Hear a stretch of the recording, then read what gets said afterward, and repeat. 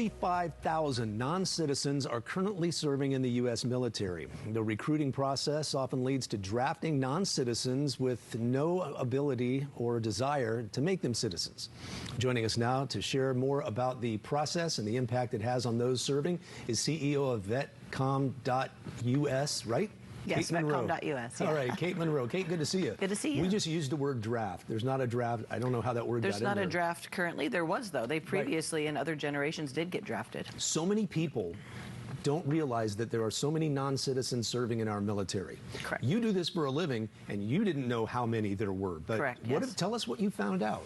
Well, so David Brambilla, he's the Area 5 Vice Commander for the Department of California for the American Legion. I went and had a meeting with him, and I said, hey, what do you guys care about? What should I be focusing on? And he said, well, I'll tell you right now that we're deporting veterans who didn't make their citizenship during the time that they were in the service. And I said, okay, so we have non-citizens serving. That's number one. And I said, what are we talking about? A couple hundred people? He said, no, 35,000 people are currently serving that are in any different state of trying to get their citizenship. I'm not talking about people who just crossed the border illegally. I'm talking about people who came to our country at 2 months old, 2 years old, 7 years old, grew up here, went to high school here, and elected to go into the service because a recruiter promised them that they were going to get their citizenship, when in fact we have very little mechanism or desire to make them citizens. That seems kind of hard to believe. It seems like the logical thing to do for the U.S. military is when these non-citizens join the military, help them go through the process to become citizens.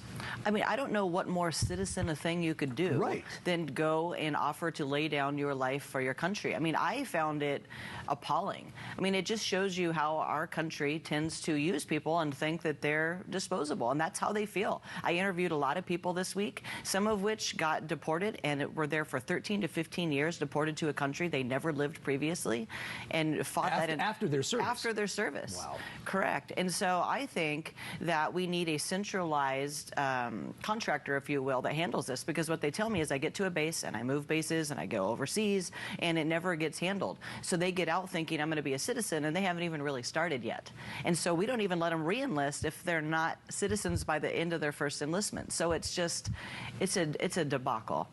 And you have in the past, when we've done interviews, I think it was a couple of weeks ago when you said we're dwindling our recruiting in the military for citizens. Correct. People don't want to join the military, and pretty soon we're going to be in a really dire straight situation. Yeah, I mean, we're actually in that situation now. We are in a recruiting crisis. It's actually past the point of it being a crisis, and you wonder why, because generations of people that this kind of stuff happens to, what do you think they tell their next generation? They're not going to make you a citizen either. And so I think if you serve your term, you are discharged honorably, you should be able to swap out your DD-214 for your citizenship, and it shouldn't be this giant hassle that it is. People cross our border illegally, we give them everything. You serve our country, and you are in fear every moment of possibly being deported. It's unacceptable. Is anything being done to remedy this? So they passed a bill that was supposed to help this, and everybody went, okay, great, we took care of that.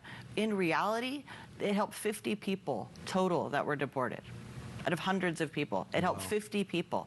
And if we don't amend it, this next recruiting cycle that we go through, we are literally right now advertising, hey, non-citizens, come in the military, we're going to make you citizens. I just got off the phone with old recruiters and new recruiters, and they tell me there still is no mechanism for this to happen easily. So we are going to disingenuously invite non-citizens into our military to curb our recruiting crisis and use them, and we don't have a path for their citizenship. It's hard to believe the brass would not take attention to this and take it more seriously and help them. What they're taking seriously is that they have a recruiting crisis. Yeah. And in order to fill that gap, they are willing to do almost whatever it takes. Not fix all their woke nonsense, but they are willing to promise non-citizen citizenship. Which isn't true. It's a travesty. I met a gentleman who got out of the military, his son and his grandson serve. He got out of the military, got in a DUI, and because he got a DUI like anybody else could get, he got deported and went to jail, spent 13 years across the border, lost touch with his family, and we just now got him back. And the only reason we brought him back is because he was 2 days away from dying of a heart attack. Cool. That's the only reason that he got to come back into the U.S. No. And when it's fixed, he may have to go back. All right, Kate Monroe, it's hard to believe, but Hard to I'm believe. glad you're bringing this to our Yes. attention. It needs to be known. I agree. All right, thank you, Kate. See you soon.